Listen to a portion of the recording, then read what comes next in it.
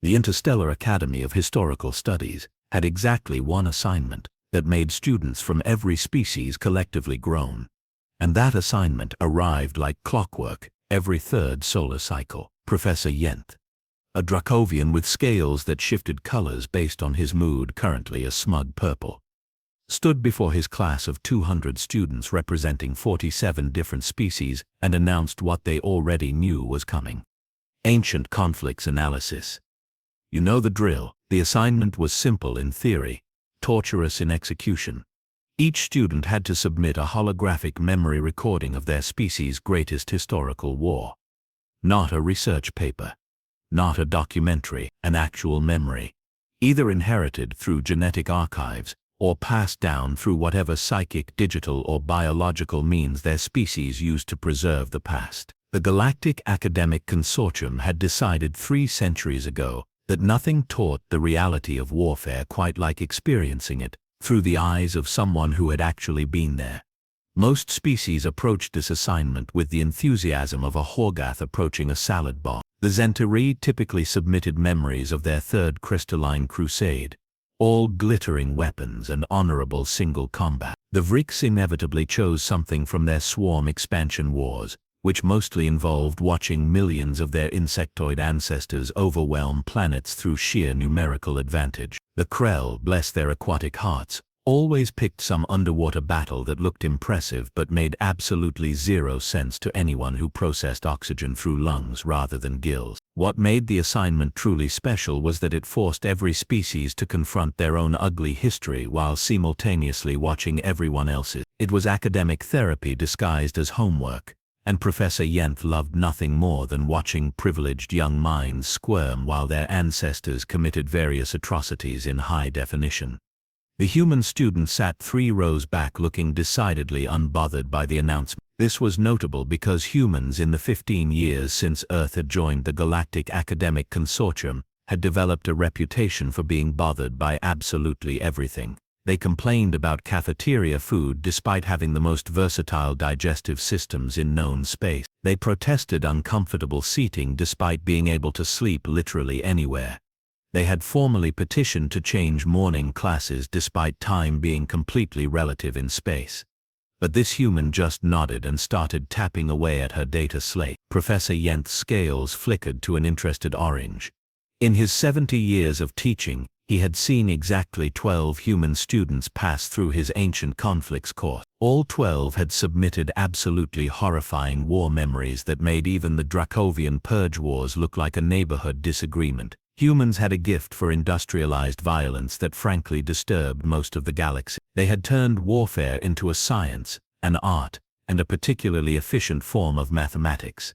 The Galactic Military Archives had an entire wing dedicated to human conflicts, and it was the most visited section by strategic warfare students across known space. World War I, World War II, Vietnam, the Resource Wars, the Great Reset conflict. Humans had spent roughly 60% of their recorded history finding new and creative ways to kill each other, and they had gotten terrifyingly good at it. So when the human submitted her memory file 2 days before the deadline, Professor Yenth was already bracing himself for whatever nightmare humanity had decided to share this cycle. He had seen the Somme. He had experienced Stalingrad through inherited memory. He had felt the nuclear fire of Hiroshima from a survivor's perspective. What fresh hell would this one bring? He loaded the file during his office hours, scales shifting to a cautious yellow. The file opened normally in standard human memory format, properly encoded, all the technical specifications correct. The timestamp placed it at approximately 67 Earth years ago during what humans called the Reconciliation Era, which followed something called the Continental Fracture Wars. Then the actual memory began playing, and Professor Yenth's scales went completely white, which in Dracovian physiology indicated total confusion. There was no battle. The memory opened on a small dwelling, humble by any species standard. An elderly human woman sat across a table from the memory's owner. They were drinking something hot from ceramic vessels. The emotional resonance coming through the memory feed was complex. Grief, yes, but also something the translation software struggled to properly categorize. Acceptance, The Dracovian language had 17 words for different types of rage, but only 2 for different types of contentment, so the nuance was lost. Professor Yenth paused the playback and ran a diagnostic. The file showed no corruption, no data loss, no technical errors. He checked the assignment parameters the student had been given. Submit a memory of your species' greatest wars. Clear enough. He checked the human's academic record. Top marks across the board. No history of pranks or insubordination. He ran the file through 3 more analysis programs, convinced something was wrong. But every scan came back the same. This was a legitimate memory, properly formatted, completely intact. It just had absolutely no warfare in it. Professor Yenth's scales cycled through confused white, frustrated red, and finally settled on intrigued green. In 70 years of teaching, he had never received a submission like this. Students tried to game the assignment sometimes. The Fenteri had once submitted a memory of a food fight claiming it was their species' only conflict. That student had failed spectacularly. But this was different. This was deliberate. The human had clearly understood the assignment and had chosen to submit this anyway. Professor Yenth made a decision that would haunt the Interstellar Academy for the next decade. Instead of failing the submission outright, he scheduled it for public viewing during the mandatory class presentation period. Every student had to present their chosen memory to the full auditorium, all 200 classmates bearing witness to their species' darkest hours. If this human wanted to submit a memory of tea drinking during her presentation week, the entire academy would watch her fail in real time. His scales shifted to anticipatory purple as he marked the file as approved for presentation and sent the notification. He had absolutely no idea what he had just set in motion. The presentation auditorium held 400 seats arranged in a spiral descending toward the central holographic projection sphere, and every single one was occupied. Word had spread through the academy's social networks like a plasma fire through an oxygen. The human had submitted something weird. The professors were letting it play anyway. This was either going to be the most boring presentation in academic history, or the most entertaining academic failure anyone had ever witnessed. Professor Yenth stood at the control podium, scales an irritated shade of amber. The human sat in the presenter's chair, looking remarkably calm for someone about to humiliate herself in front of half the student body, and a panel of 12 professors representing the academic board's conflict studies division. Behind her, the massive holographic sphere hummed with contained energy, ready to transform the entire auditorium into whatever memory she had chosen to share. "Whenever you're ready," Professor Yenth said, his tone suggesting she should perhaps reconsider her life choices. The human simply nodded and activated the memory file. The auditorium dissolved. Suddenly, 200 students and 12 professors were standing in a garden, not floating in tactical overview like most war memories, not observing from a safe distance, actually standing there experiencing the memory from the inside, the way the human had experienced it. The air smelled like earth flora, something called jasmine if the olfactory database was correct. Small flying creatures buzzed between colorful plant blooms. A yellow star warmed synthetic skin that most species in the auditorium did not actually possess. A Vrick student clicked their mandibles in confusion. "Where are the weapons?" "Wait for it," someone whispered. "Humans probably start peaceful before the murder happened." The memory's perspective turned, and everyone found themselves looking at 2 elderly humans sitting at a metal table on a stone patio. One was the memory's owner. The other was a woman with deep lines around her eyes and silver hair pulled back from her face. They were both holding those ceramic vessels, steam rising in lazy spirals. "I appreciate you agreeing to meet," the memory's owner said, and everyone in the auditorium heard it from the inside, felt the nervousness behind the words. "Of course," the other woman replied. Her accent was different, shaped by a different region of Earth's linguistic chaos. "Though I'll admit, when I received your message, I wasn't sure what to expect." Then the memory shifted, and suddenly the auditorium was somewhere else entirely. A city burned.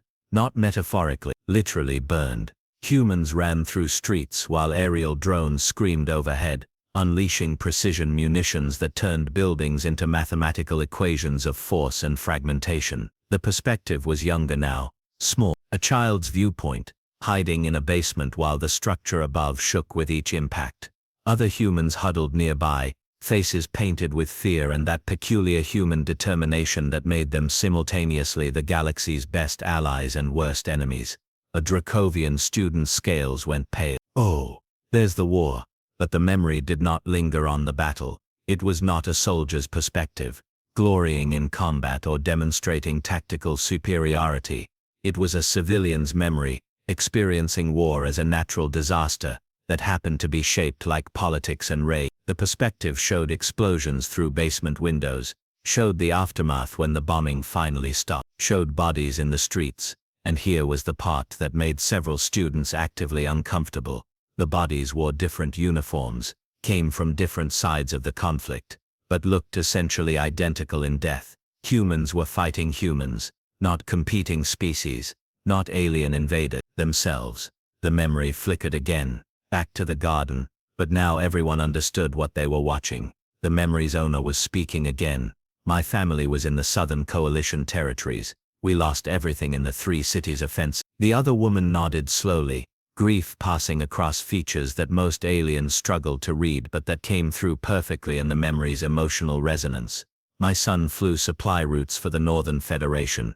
His transport was shot down over the Harlan Mountains. She paused. He was 19. My brother was 17 when the South Tower fell. They sat in silence, these 2 humans who should have been enemies, drinking their hot beverages while the Academy's entire population watched in bewildered silence. A Fentari student raised one of its 7 hands. Professor, I'm confused. Where is the strategic analysis? Where is the demonstration of military superiority? Professor Yenth, whose scales had been cycling through colors so rapidly he looked like a malfunctioning display panel, actually had no answer. The memory continued. The 2 women talked about their losses, not in the grand language of sacrifice and honor that most species used when discussing their war dead. They talked about specific humans. The memory owner's brother had liked to. The other woman's son had played an instrument called guitar badly and loudly. They had both been terrible at mathematics. They had both died for causes that 60 years later, these 2 women struggled to even properly explain. The territorial dispute lasted 8 years, the memory's owner said. The Continental Fracture Wars, they called it in the history files. Very dramatic, very official. Approximately 40 million dead across both Coalition and Federation territory. 40 million, the other woman repeated softly. And for what? The borders are essentially back where they started, more or less. Another flicker. More battle scenes, but still not from a soldier's perspective. These were glimpses, context, the kind of memories that survivors carried. Food shortages, refugee columns stretching to horizons, hospitals overwhelmed, infrastructure collapsing. The systematic dismantling of civilization conducted by humans who were really truly excellent at dismantling things when they set their minds to it. Then back to the god. I wanted to meet you, the memory's owner said, because I found your son's name on the memorial database. His transport went down near where my family was sheltering. For years I blamed the pilots, blamed everyone who fought for the Federation. The auditorium held its collective breath across 47 different respiratory systems. And then I got older, the human continued, and I realized something that took me decades to understand. Your son wasn't my enemy. My brother wasn't yours. We were all just people caught in something none of us really controlled. The other woman's eyes reflected light in a way that indicated moisture, which human databases said meant emotional response. Thank you for saying that. I'm sorry for your loss. I'm sorry for yours. They sat together in the garden, 2 humans who had every cultural reason to hate each other, sharing grief instead, and the memory ended. The auditorium rematerialized around its stunned occupant. The holographic sphere powered down with a soft hum that sounded unnaturally loud in the absolute silence. Finally a Zentari student spoke, voice crackling with confusion. That wasn't a war memory. That was after. The human turned in her presenter's chair, meeting the student's crystalline gaze directly. No, she said simply. That was the whole point. Professor Yenth's scales had settled into a gray that Dracovian physiology reserved for existential uncertainty. Around the auditorium, students shifted in seats designed for wildly different anatomies, creating a symphony of confused rustling, clicking, and in one case nervous bioluminescent flashing from a deep-water Antarian. The assignment, a Horgath professor from the review board rumbled. His vocal cords creating an unfortunately harmonic chord of disapproval, specified your species' greatest wars, not your species' greatest afternoon tea party. The human did not flinch. With respect, Professor, the assignment asked for a memory of our greatest wars. I submitted exactly that. The Continental Fracture Wars, 8 years, 40 million casualties, 7 nations collapsed, 2 continents restructured. By any metric, one of Earth's most significant conflicts. You showed us a conversation. Of Rick's Professor clicked. Where was the tactical brilliance? The demonstration of technological superiority, the honor in combat? There was no honor in that war, Professor. There rarely is in human conflicts. We just pretend there is afterward to make ourselves feel better about the murder. That statement landed in the auditorium like a failed reactor containment field. A Zentari student, their crystalline structure literally resonating with agitation, stood up. This is ridiculous. Every species here submitted memories of their finest military achievements. The Dracovian Purge Wars unified their species. The Vrix expansion established their territorial dominion. My own people's crystalline crusades were fought with dignity and proper rules of engagement. The human turned to face the student directly. And how many died in your crystalline crusades? Approximately 200,000 across all 3 conflicts. Did you win? The Zentari's resonance shifted to something that might have been pride. Of course, we achieved total victory and established trade dominance that lasted 4 centuries. Congratulations, the human said, and her tone made several professors lean forward with interest. In the Continental Fracture Wars, we killed 40 million of our own species, devastated 2 continents, and achieved absolutely nothing of lasting value. The borders went back to roughly where they started. The ideological differences that sparked the war are still being argued about in Earth's political forums. We fought for 8 years, and the primary accomplishment was making a whole lot of families bury their children. The auditorium had gone very, very quiet. So you see, the human continued, I could have submitted memories from any number of human conflicts. We have extensive records. World War I, where we invented industrial-scale slaughter and killed 17 million people over territorial disputes, so complicated that historians still argue about who actually started it. World War II, where we killed 70 million and invented weapons capable of turning cities into physics lessons. The Resource Wars, where we nearly rendered Earth uninhabitable fighting over water and rare minerals. She stood up now, and something about her posture made even the Horgath professor stop rumbling. Humans are exceptional at warfare, professors. We hold the galaxy's records for most consecutive years spent in active conflict. Our military theory textbooks are required reading at every major tactical academy in known space. We've invented more ways to kill each other than most species have words in their languages. We are terrifyingly, horrifyingly good at organized violence. A Fentari student raised multiple hands. Then why didn't you submit any of that? We've all studied human military history. It's fascinating, terrifying, but fascinating. The human's expression shifted to something the emotion-reading software struggled to categorize. Sadness mixed with determination, or exhaustion mixed with hope. Because the assignment asked for our greatest wars, she said quietly. And I chose to interpret greatest differently than you expected. The Continental Fracture Wars weren't great because of how we fought them. They were great because of what came after. Because 2 old women could sit in a garden and choose forgiveness over generational hatred. Because we looked at 40 million dead and decided that maybe, just maybe, we should try something else. She pulled up a holographic display from her data slate. Lists appeared, floating in the air above the presenter's area. Names, thousands of names, millions of names. These are the humans who died in the Continental Fracture Wars, every single one documented. We know their names, their ages, their home territory. We built memorials listing every individual person we lost, not just carved numbers into stone. And then we did something that I think most species here find incomprehensible. The display shifted, images now. Humans of different ages, different appearances, standing together, working together, building together. We forgave, not forgot. Forgiveness and forgetting are very different things, but we chose to stop the cycle.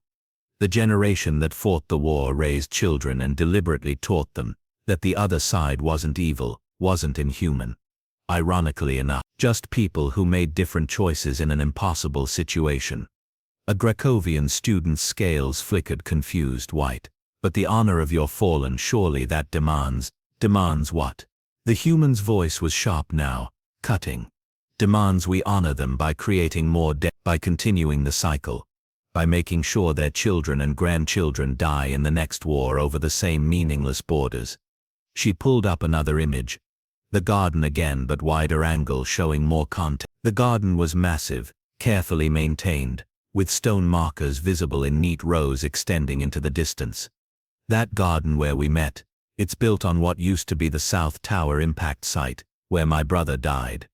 It's a memorial now, a peace garden, and the woman I met there, her son's name is on a memorial in the Northern Territories, built on the ruins of a Federation military base that my side destroyed.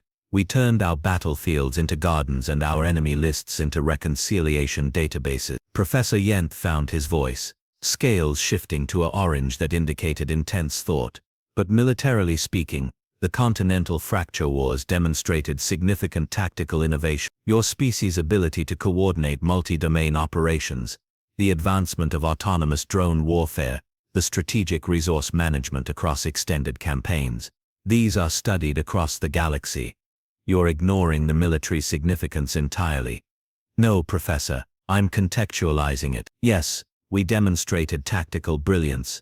We're brilliant at killing, but the truly impressive part, the part that actually took courage and strength, was choosing to stop. Do you know how hard it is to forgive someone who killed your family? How much strength it takes to raise children without passing on your hatred? She gestured to the frozen image of the two women in the garden. Any species can make war. You've all submitted memories proving that. War is easy. War is natural.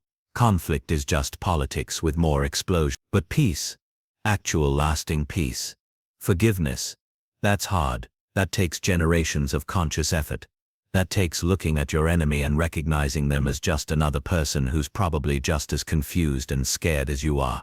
A long silence followed. Students exchanged glances across species barriers, attempting to process what they were hearing through vastly different cultural frameworks.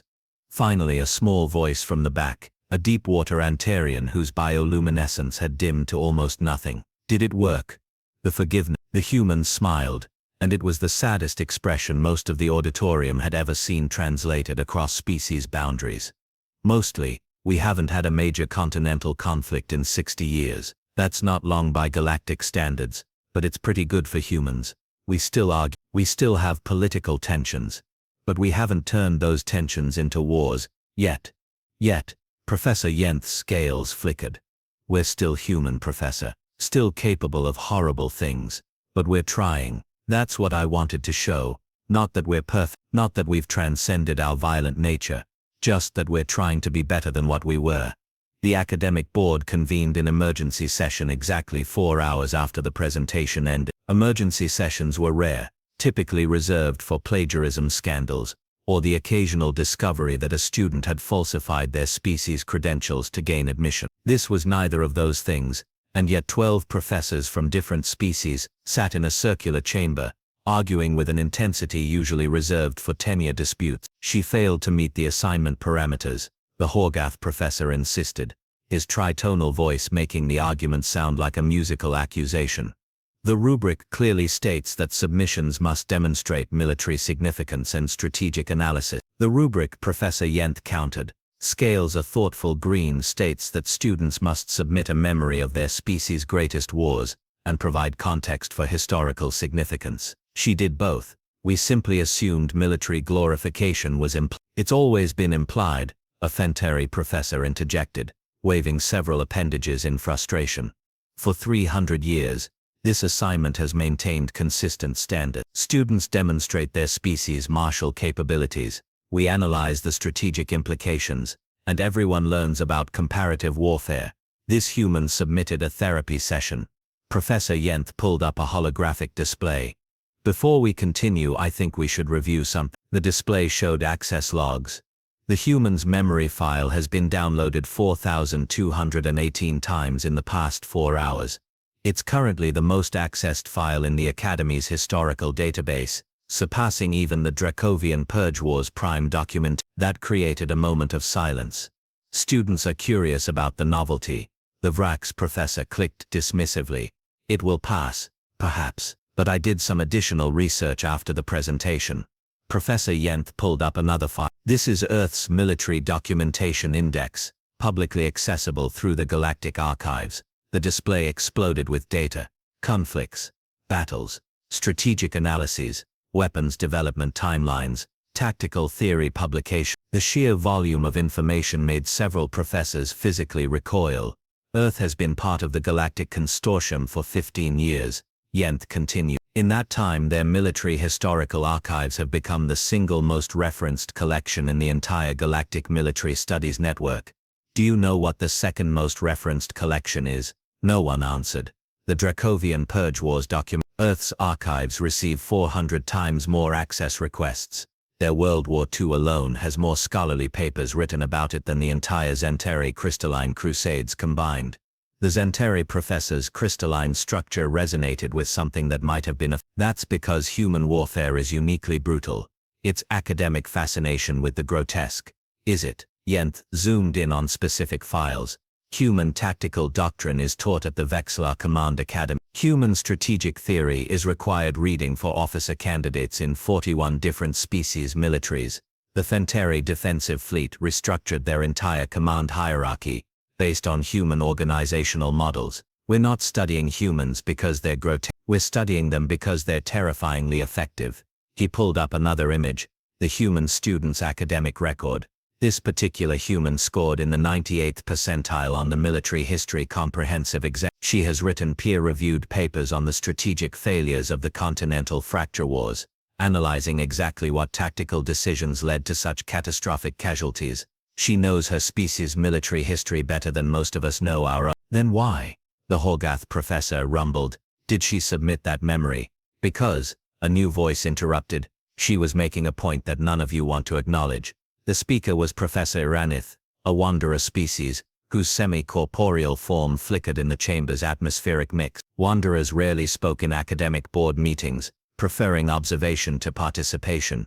Explain, Yenth said. Scales shifting to attentive blue. Every species in this institution submits war memories that glorify their martial history. We teach students that warfare is an inevitable expression of species competition. We analyze conflicts as if they were sporting events, counting casualties like scores, measuring territorial gains like victory conditions in a game. Inith's form solidified slightly, a sign of emphasis. And then a human submits a memory that says the entire framework is wrong. It's not wrong, the Zentari professor protested. Conflict is natural. Species compete for resources, territory, ideological dominance. This is basic evolutionary theory. And humans, Inith continued, are telling us that they got so good at that competition that they nearly destroyed themselves. Multiple times. They didn't submit a forgiveness memory because they're weak. They submitted it because they're dangerous. And they know. That statement settled over the chamber like a gravitational field. Inith pulled up comparative data. Humans have been spacefaring for approximately 150 years.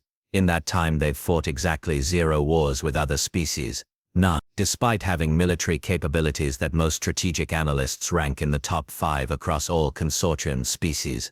Despite having more active military personnel than species, twice their age. Despite having weapons that violate 3 separate Galactic Convention protocols that they've been grandfathered into keeping because no one wants to try to disarm them. They're peaceful, the Thentari professor suggested hopefully. They're restrained, Inith corrected. There's a difference. They know what they're capable of. They've done it to themselves repeatedly, and they're choosing not to do it to us. That memory wasn't a failure to understand the assignment. It was a warning disguised as a peace offering. Professor Yenth's scales cycled through several colors before settling on a deeply unsettled gray. So what do we do? Grade it or fail it? If we fail it, Inith said, we're essentially telling the entire student body that forgiveness and restraint have no place in our understanding of warfare. That the only valid way to remember conflict is through glorification and tactical analysis. Is that really the message we want to send? If we pass it, the Horgath professor countered, we're changing 300 years of academic standards, based on one human's emotional manipulation. Is it manipulation? Yenth asked quietly. If it's true, the debate continued for another 3 hours. Arguments were made. Precedents were cited. The rubric was examined from every possible angle. Finally, as the station's day-night cycle shifted into its rest period, Professor Yenth called for a vote. The decision was 7-5 in favor of passing the submission. The human received a grade of distinction, the highest possible mark, with a notation that her interpretation of the assignment demonstrated exceptional insight into the comprehensive nature of warfare, including its aftermath and long-term civilizational impact. 3 professors resigned in protest. 4 academic papers were published within the month, debating whether the grade was justified. The human's memory file became the most downloaded historical document in consortium academic history, surpassing even the legendary Battle of Void's Edge that had established the current galactic territorial agreements. But the most significant impact came from somewhere unexpected. 6 months after the presentation, the Zentari and Vrex species, who had been engaged in an escalating territorial dispute over mining rights in the Kelvin sector, jointly submitted a petition to establish a Galactic Reconciliation Council. The petition explicitly cited the human's memory as inspiration, noting that perhaps species who had spent centuries glorifying their conflicts might benefit from learning how to end them. The proposal passed with overwhelming support. Professor Yenth kept a copy of the human's memory file in his private collection. On particularly difficult days, when the weight of teaching thousands of years of species violence became too heavy, he would play it again. Just 2 old humans in a garden, choosing forgiveness over hatred, peace over glory, tomorrow over yesterday. His scales would shift to a gentle blue, which in Dracovian physiology indicated hope. It turned out that the most terrifying thing about humans was not their capacity for violence, though that was impressive. It was not their tactical brilliance, or their weapons, or their stubborn refusal to accept defeat. It was their ability to look at 40 million dead, to feel the weight of generational trauma, to carry scars that would never fully heal, and then choose to plant gardens anyway. The assignment had asked for humanity's greatest war. The human had submitted humanity's greatest battle, which was not against each other, but against themselves, fighting their own nature one conscious choice at a time. And the truly frightening part, the thing that kept Professor Yenth awake during rest cycles, was the implication underneath it all. If humans could forgive each other after what they had done to themselves, what would they be capable of if the galaxy ever actually gave them a reason to stop restraining themselves? The human graduated with honors. Her thesis on post-conflict reconciliation became required reading in 17 different academic programs. She never submitted another assignment that caused quite as much controversy. But every year, when new students arrived at the Interstellar Academy and received the Ancient Conflicts assignment, Professor Yenth made sure to include her memory in the recommended viewing materials, not as an example of how to complete the assignment, as an example of why some species chose to remember their wars differently. And every year, without fail, at least one student from some species would come to his office hours afterward, scales or appendages or bioluminescence, displaying confusion, and ask the same question. Professor, if humans are that good at forgiveness, why does the galaxy still seem afraid of them? And Professor Yenth, scales shifting to that uncertain gray that meant he was about to say something uncomfortable, would give the same answer. Because forgiveness is a choice. Species that are capable of choosing peace are equally capable of choosing the alternative. We're not afraid of what humans have done, we're afraid of what they've decided not to do. Yet the student would leave, thinking about gardens built on battlefields and old women drinking tea where towers had fallen, and the galaxy would continue spinning, a little bit more carefully around the small blue planet, whose inhabitants had somehow mastered the most difficult battle of all, the one against themselves.